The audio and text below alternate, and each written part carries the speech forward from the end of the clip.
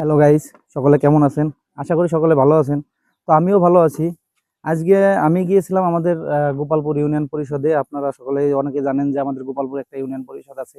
গোপালপুর ইউনিয়নের ইউনিয়ন পরিষদ আছে। আমি সেখানে গেছিলাম একটা নাগরিকত্ব সনদ তুলতে। আপনারা দেখতে পাচ্ছেন আমার কাছে নাগরিকত্ব সনদটা। তো আমি যেটা লক্ষ্য করলাম, নাগরিকত্ব সনদে অনেক ভালো ভালো কিছু লেখা আছে, যেটা আমি দেখানোর জন্য আপনাদের কাছে আসছি, আপনাদের উদ্দেশ্যে একটা ভিডিও করতেছি।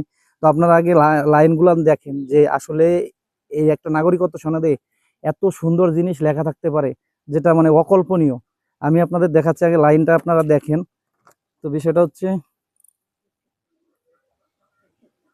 এই লাইনটা দেখেন, এখানে লেখা আছে সময় মতো ট্যাক্স দিন, সময় মতো ট্যাক্স দিন। কত সুন্দর একটা লেখা, যে যে মানুষটা, যারা ট্যাক্স দেয় না, সরকারকে ট্যাক্স ফাঁকি দেয়, তাদের উদ্দেশ্য করে এটা লেখা আছে যে সময় মতো ট্যাক্স দিন। আপনারা কেউ এই লাইনটা যদি কেউ পড়েন, তো যারা ট্যাক্স দেন, বিশেষ করে ট্যাক্স কেউ ফাঁকি দিবেন না, কারণ এটা সরকারের কোষাগারে জমা হয়। তারপরে আরো কিছু লেখা আছে, আপনারা দেখেন, যেটা লেখা আছে জন্ম মৃত্যু তালিকাভুক্ত করুন, জন্ম মৃত্যু তালিকাভুক্ত করুন। এখানে লেখা আছে, আপনারা দেখতে পাচ্ছেন কিনা।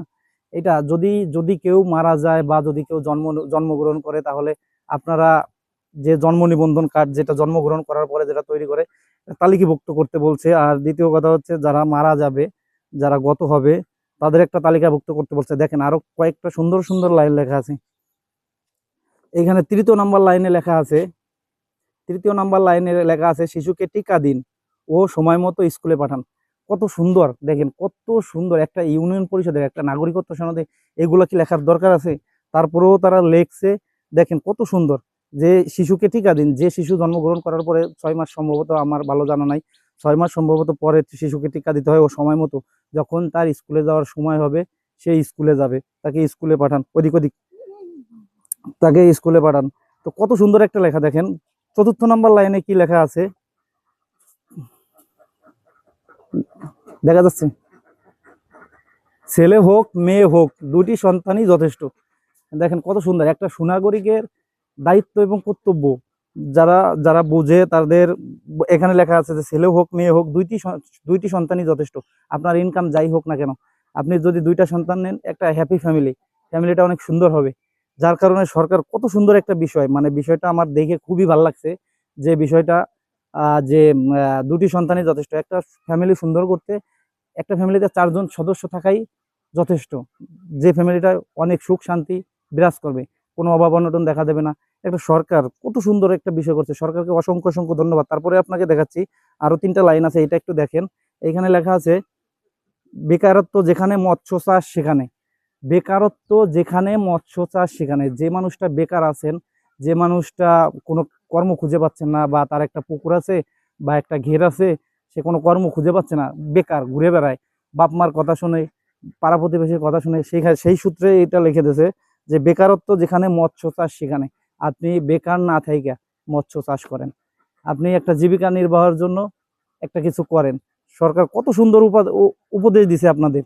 এরপরেও যদি আপনারা এইখান থেকে বিরত থাকেন, তাহলে তো সরকারই ব্যর্থ। তারপরে আরো লেখা আছে, দেখেন এখানে লেখা আছে গাছ লাগান পরিবেশ বাঁচান। বাংলাদেশে প্রচুর পরিমাণে অক্সিজেনের ঘাটতি, শুধু বাংলাদেশে না, বলা চলে বিভিন্ন দেশে প্রচুর পরিমাণে অক্সিজেনের ঘাটতি, যেটা সরকার আপনাকে উল্লেখ করে দিয়েছে যে গাছ লাগান পরিবেশ বাঁচান। তো এইটা আপনারা অবশ্যই করবেন, গাছ বেশি বেশি করে গাছ লাগাবেন। পরিবেশের ভারসাম্য রক্ষার্থে গাছের কোনো বিকল্প নাই, আমাদের অক্সিজেনের ক্ষেত্রে গাছের কোনো বিকল্প নাই। তো আমি ভিডিওটা না করে পারলে করতাম না, তারপরেও আমি দেখলাম যে এটা মানুষকে জানানো উচিত। এটা একটা মানে আপনারা বলতে পারেন সামাজিক ভিডিও। আপনারা দেখেন, ভিডিওটা দেখে লাইক কমেন্ট শেয়ার করবেন অবশ্যই। আর লাস্ট একটা লাইন লেখা আছে এখানে, যেটা আপনাদের বলি, আয়োডিনযুক্ত লবণ খান। দেখা যাচ্ছে, আয়োডিনযুক্ত লবণ খান, যাতে আয়োডিনযুক্ত লবণ খেলে আপনার শরীরের যে আয়োডিনের ঘাটতিটা থাকে, সেই ঘাটতিটা যেন না হয়। তবে দেখেন, এই সরকার একটা ইউনিয়ন পরিষদের নাগরিকত্ব সনদ যেটাকে বলে, সেইটার ভিতর এত সুন্দর সুন্দর লিখে দিছে, এত সুন্দর করে লিখে দিছে। এই ভিডিওটা বানানোর মূল উদ্দেশ্যই আপনাদের জানানো, এছাড়া আর কোনো উদ্দেশ্য নয়। তো যাই হোক, এখানে অনেক সুন্দর সুন্দর সরকার কিছু লাইন লিখে দিয়েছে, যেটা আপনারা ফলো করবেন। আপনারা ফলো করলে অবশ্যই আপনাদেরই ভালো। তো যাই হোক, আর বেশি কথা বলবো না। সবাইকে ধন্যবাদ। সবাই ভালো থাকবেন, সুস্থ থাকবেন।